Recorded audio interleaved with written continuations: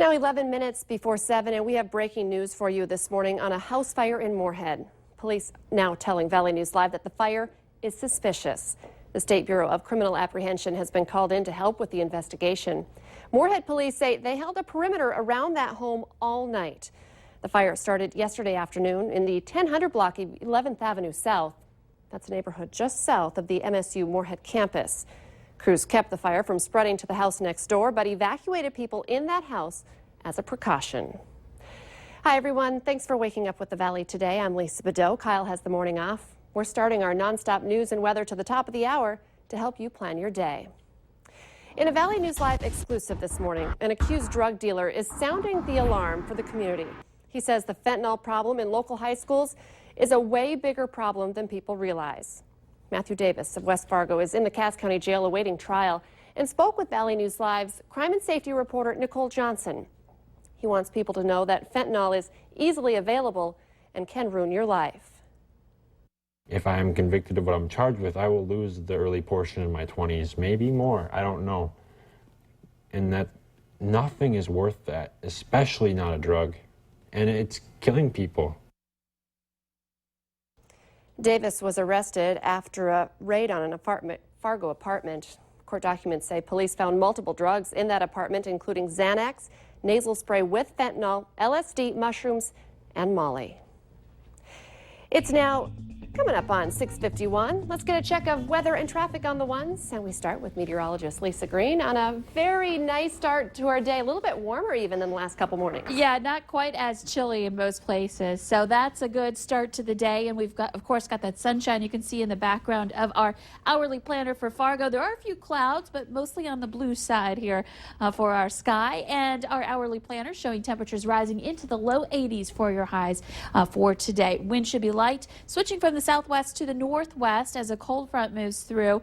That front bringing a chance for some scattered showers and even a thunder shower or two. Not severe, but the potential for some lightning and some heavy rain associated with those later on this afternoon, especially in the north, and then dropping south from there. Temperatures are ranging from 48 in Wadena all the way up to 61 in Roseau. Most of us starting our morning in the 50s. It's 56 degrees in Fargo. And the radar showing some quiet weather as far as rain is concerned. There's some rain well off to the east along the international border in Minnesota, and then some thunder showers as well in western parts of North Dakota and South Dakota here this morning.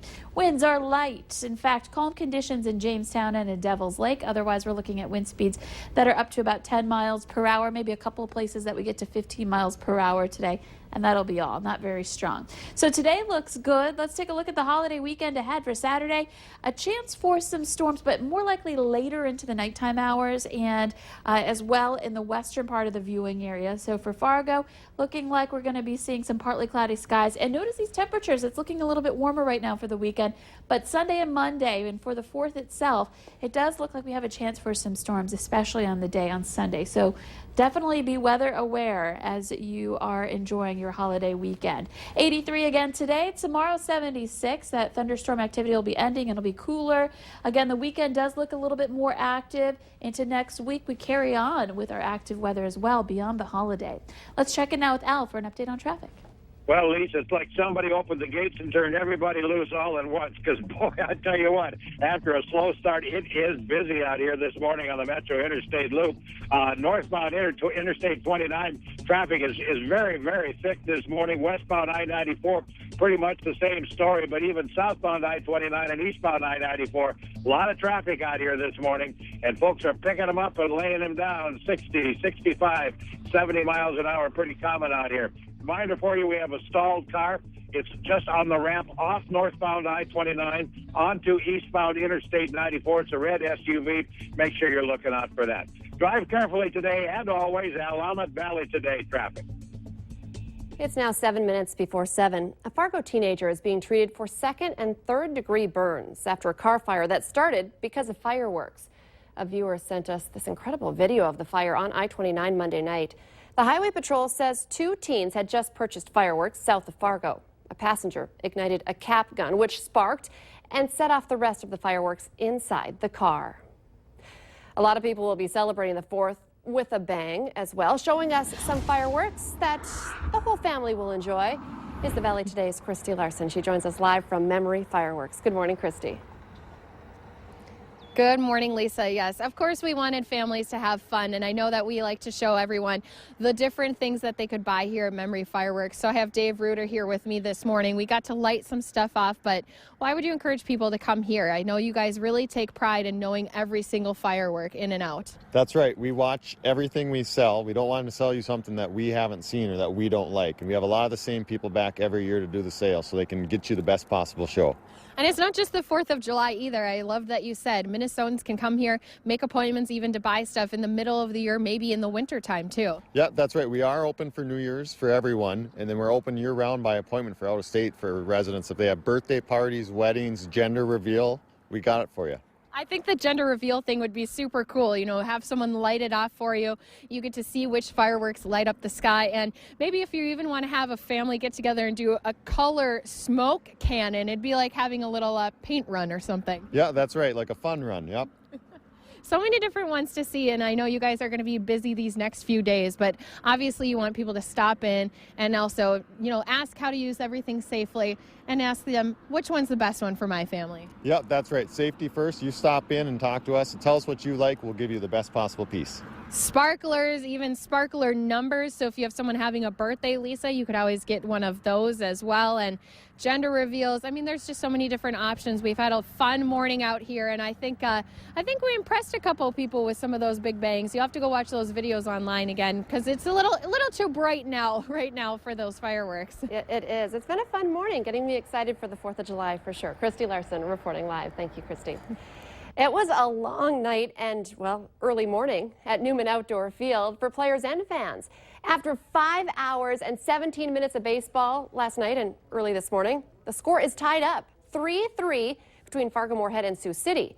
Now, due to league rules and city ordinance, the game was stopped and will have to continue tonight. I've never heard of this.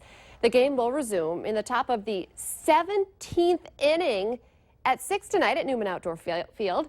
Fans will be able to get into the game with tickets to Wednesday's game. Officials are now assessing the damage caused to the terminal at an airport in Istanbul today after it was attacked by suicide bombers.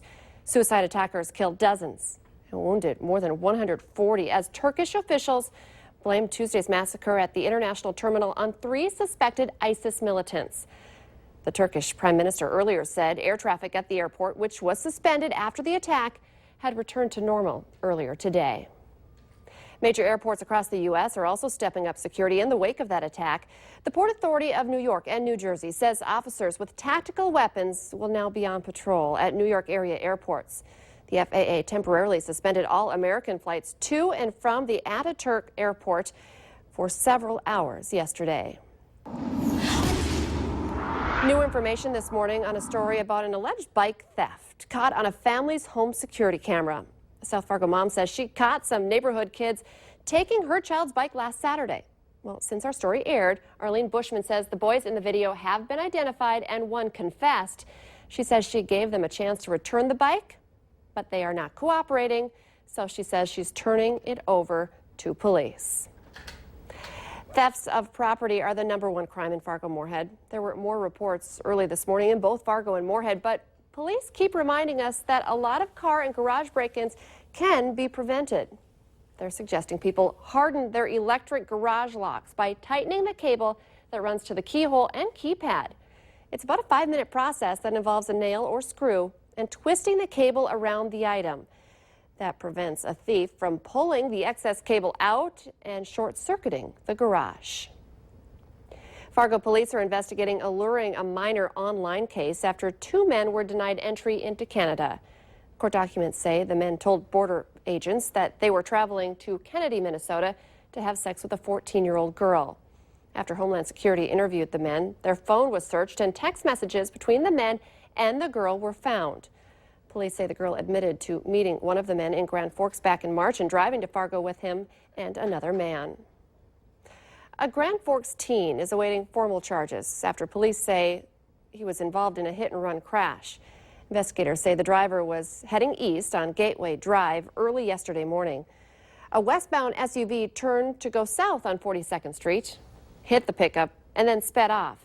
The SUV has extensive damage to the driver's side front end.